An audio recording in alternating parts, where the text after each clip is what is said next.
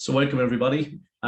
This is the Helm weekly developer call for July the 14th, 2022.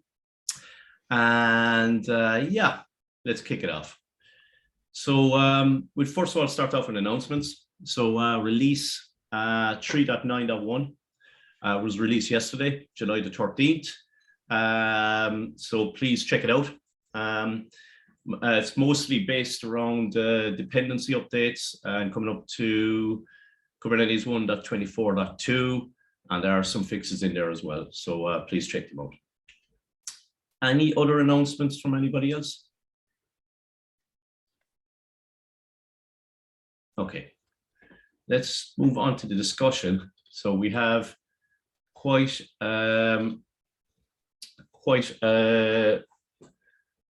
short discussion list this week, so we'll kick off into the first one. So Andy, if you'd like to jump on and tell us about the HIP that you have put in there.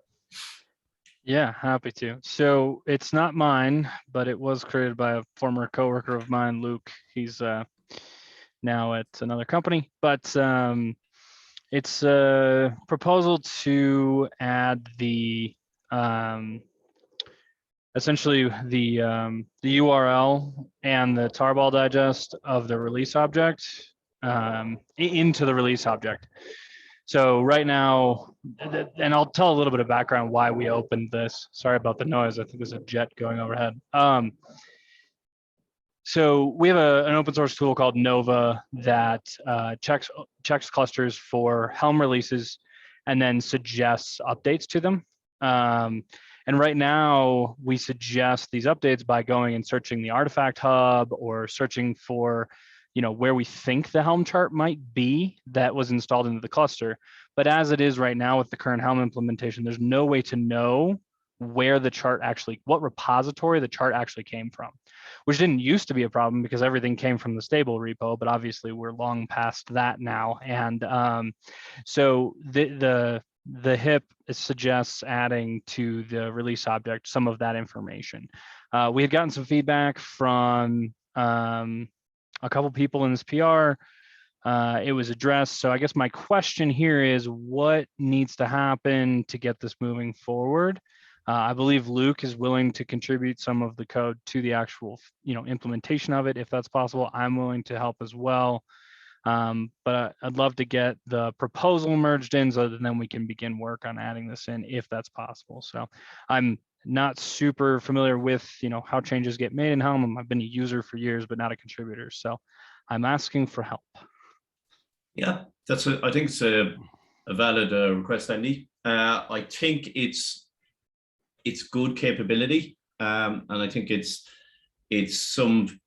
features that folks will want, as you say, because you could potentially have a similar or the same name chart in different hosted in different places, and they could actually be different. Yeah, which is the scary fact to that. So even in Artifact Hub, we've actually, sorry to interrupt, we've run into issues in Artifact Hub because there are forked charts where folks have actually added both the original and the fork to Artifact Hub. So they're exactly the same name.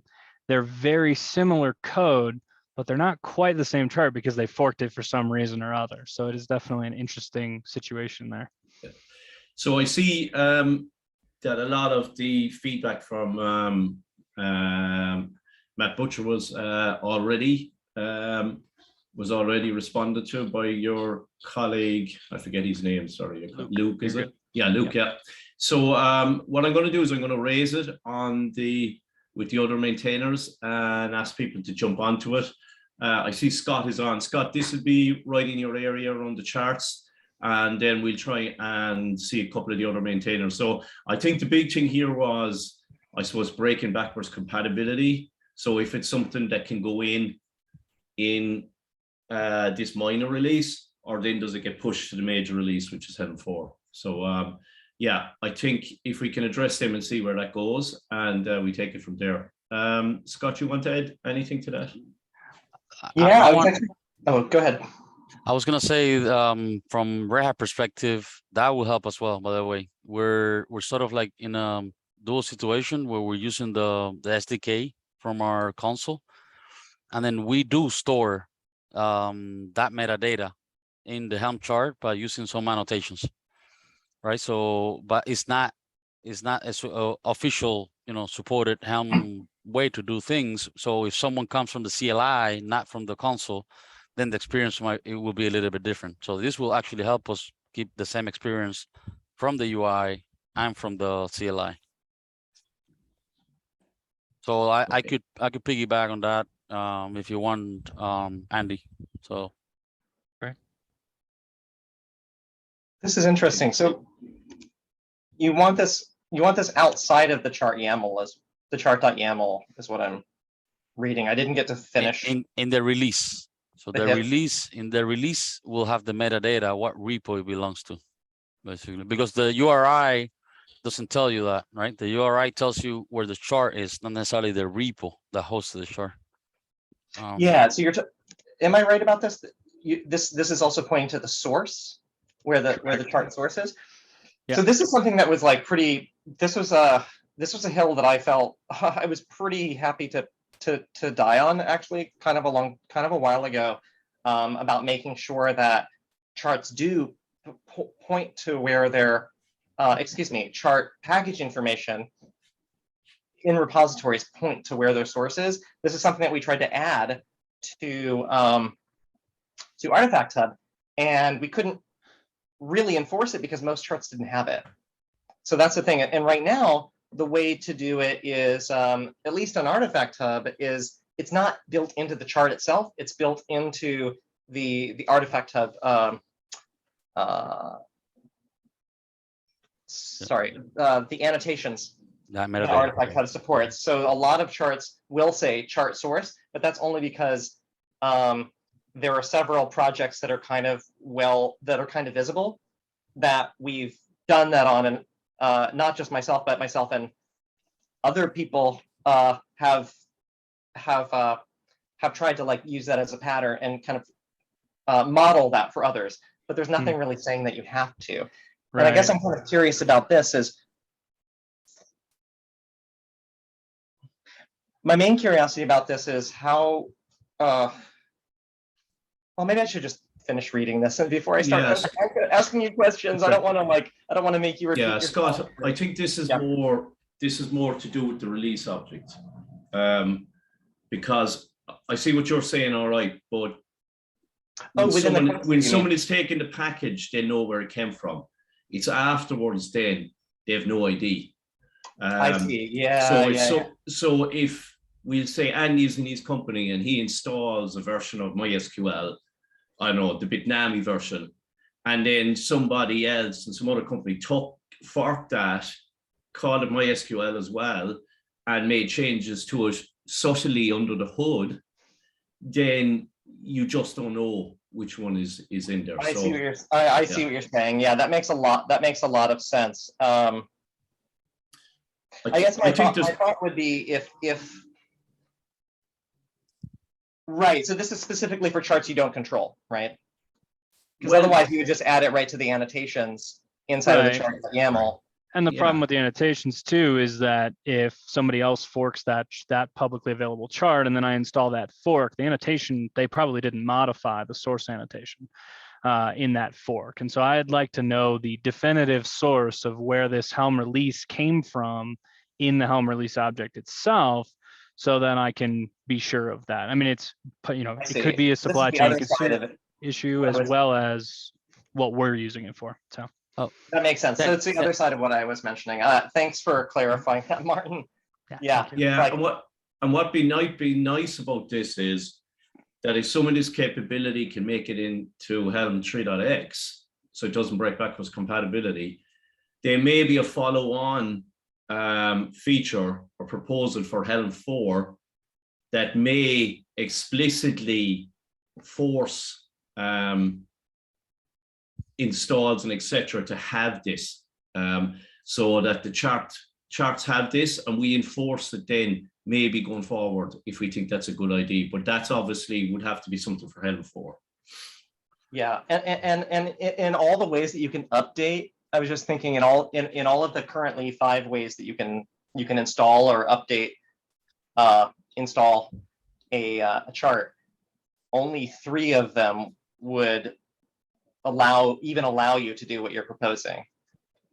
By absolute URL, if you're installing by absolute URL, by chart, what is it? By chart reference, and by, what's the other one?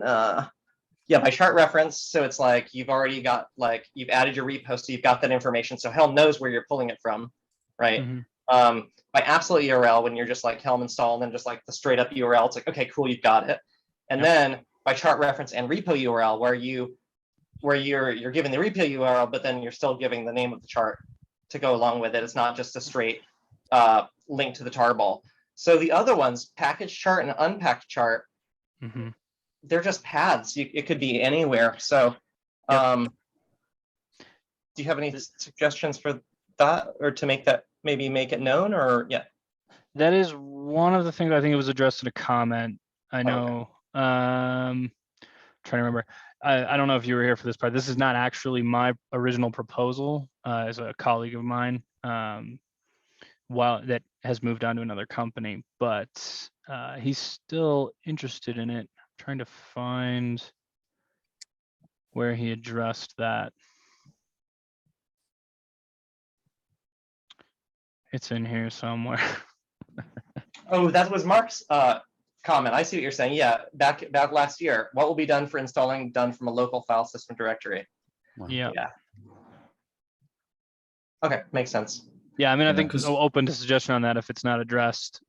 Totally open to that. I recognize that is a downfall of this, is that it will not be entirely definitive. I do think the majority of what I've seen is that, you know, for operational charts like the ones that we're dealing with our open source, you know, like MySQL charts and, you know, Datadog charts and things like that, that they're coming from a repository that's published. And so that's the most common use case that we see. Quick question on the Nova. So I think we're getting into, you know, how Nova works, right? It's a recommendation tool. It's not like a exact tool, right?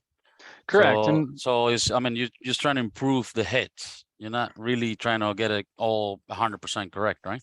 yep, just trying to improve the accuracy of the tool as well Exactly. as, you know, Right. provide that information for other things that want to use it, because I don't think Right, we're right. the only tool trying to do that. Right. And the other question I have on that tool is that I'm curious, because I've seen this, we have the same problem, is how are you solving the security aspect? Because, you know, releases are secrets.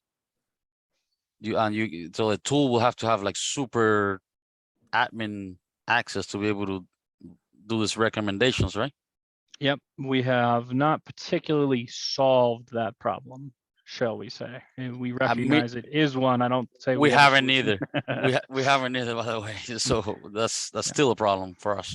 Yep. Which, you know, gets us into another discussion. So I don't want to disrupt this discussion, but okay.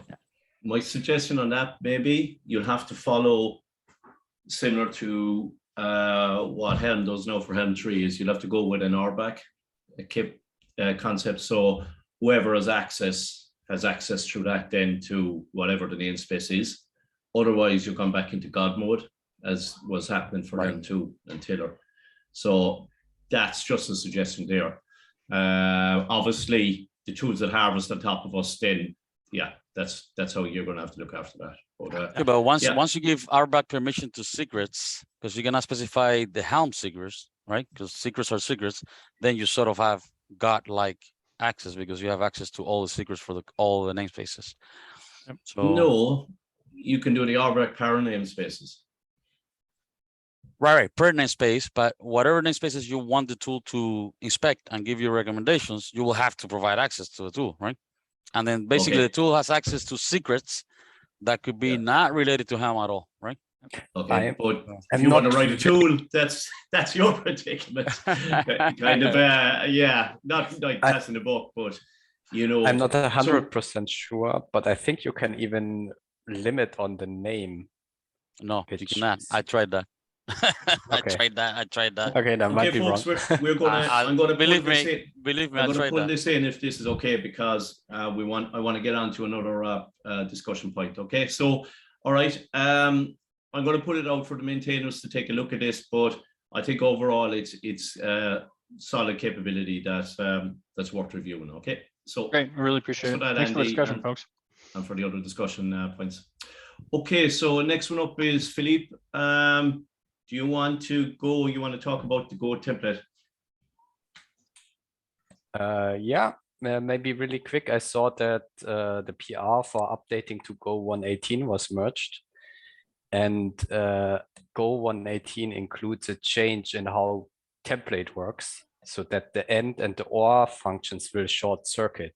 So they will no longer evaluate all the paths or all the parameters that are given to it, which could lead to different results, right? If something that works with the new 1.18 Helm release might fail with an older version, then someone aware of that? Did you check on that? No, I wasn't. Do you want to raise, or have you raised an issue for this, Philippe? No, yeah, I can, if no one has looked into this before, then I can yeah, spend a look on this. Yeah, if you could look on what it. it actually means, right? I just also read the changelog in Go 118, just saw that. I'm not sure what the consequences exactly are. Yeah, I think I haven't looked at this, and I haven't had time to look at this because you only dropped it in now. So I'd say the best thing you could do is raise an issue and put as much feedback into it, and then we can take a look and see. But if you say what has changed, if it's changed that way, then it will have a knock-on effect, basically. And yeah, it'd be quite surprising if they've changed this, because that's quite a big change around the logic. So yeah, if you could just put as much information into it, that'd be great. Yeah. So maybe I just misunderstood the changelog there, but to me it seems quite clear what they mean there. I put the link in, you can have a look yourself, but yeah. Okay, so yeah, Scott, that what you put in there, let's hold back in that, please. All right. Yes, sounds good. I can put it in for next week. Well, no. Oh, I see what you're saying. The process. Take it out for the moment, and let's. I got you. Yeah, I don't think you're following the right process. I think you're right. Thanks. Sorry, my bad. Yeah, not a bother. So Scott, you want to talk about issue and PR review? Yeah. We have mentioned in multiple past meetings that the main bottleneck for folks, for contribution to Helm is pull request review. Right now, it's pretty good. The issue triage has been excellent. There are still people that I don't even know how long they'll do this for, like Matt Fisher and other folks who like get up in the morning and just hammer on issue triage, and other people who help with issue triage who may or may not even make it on these calls. That's excellent. PR review is harder because often in the past anyway, the folks who have signed up for the issue triage are the same folks who now help with a lot of the PR review. And often by the time you get through your allotted time with issue triage, you may not actually make it to the end, and you don't really have much time for PR review. So so that's why on this sheet, I know I mentioned it last week that I would do this, and I did. I added a new line for, how Karina, you may have noticed there's moderator notes, issue triage. I put the template thing back in. I'm not sure when that got deleted by maybe at some point in the past, but I just made it again just based on what we have. And I also added a new line for PR review, so that our assignments for the next week ideally would be someone not only saying, hey, I want to volunteer for issue triage, also I want to volunteer to help with PR review. And that ideally doesn't have to be just one person. I'm hoping that we can continue to have a group of folks. So last week, Philip and I and Matt Farina did issue triage. Other people have suggested that they would like to participate. So yeah, so I guess this is also just a call to say, hey, even someone, not even, but for example, someone like you, Andy, who raised you know, like, hey, can we get some more eyeballs on this? Absolutely. And my other question is, hey, is there anyone, including yourself, but anyone else perhaps at your company that might even be willing to pitch in on reviewing PRs periodically, like even an hour a week or who knows what? And if so, let us know, because it would be great to connect and we can have some shadow sessions and do some of it together, and then hopefully get the ball rolling with more folks doing it. Yeah, I So think no that's- pressure, no pressure on you, but that was just an example. And that's a similar thing that we asked with Philip a few weeks ago, and Philip actually just turns out was able to do this and has been helping with this, and we're hoping to just reach out to more folks who want to contribute to Helm and help. So maybe a suggestion, Scott. First of all, I think it's a very good idea. Unfortunately, everyone's been pulled from all sides these days. But Yeah. for folks that are newer or trying to figure out which way these go, would it be worth setting up, you know, a weekly cadence, whatever, 30 minutes, and, you know, something you drive, and people can come in and they know that on a certain time for half an hour every week, you're going to be doing some shadowing and showing how the direction on that goes. Do you think that would be a good idea? I do. Yeah. So far, we've started just with, because there's only been a few folks who, like one or two, who have said, yeah, I'd love to do that. And so we've just done a doodle calendar. But once, I agree with you, Martin, like if we can get, I don't know, just some sense of when would be good for everyone, or for most people. I was thinking maybe earlier in the day, East Coast US time, because then it would not be super late for folks in Europe. There's kind of no sweet spot, is there? But if we could maybe do it something that's decent, then I'm happy to be flexible. I'm happy to do a weekly cadence. Yeah. Yeah, probably. What time is it now? It's maybe, I don't know. What time is it on the Pacific at the moment? It's 9 in the 10. morning, is it? It's nearly 10. 10 So a.m. maybe 9 Pacific, maybe. Something like that. Might Okay. work. That's just off the top of my head. So that would be like maybe 5 or 6, depending on where you are. It'd in be Europe. 5 Western Europe. It'd be 6 Central Europe. Yeah. That might work. Yeah. Yeah, But Germany yeah, but it's 6. That works for me at least, but maybe not for everyone. yeah. So far, there Okay, isn't really everyone else. So we could start with that and always adjust, right, Martin? You know what I mean? Yeah, I think so. But the main thing is to put something out there. And what you could do is you could stick it on the description in the Helm channel, and you could also send out an email to the mailing list, basically. Excuse me, put it on Slack as well on the channels. Yeah. Good idea. So I think kick it off as a I suppose kick it off as a trial run first and see how it goes from there, because I think we need to put it in because we've had some transition in around maintainers.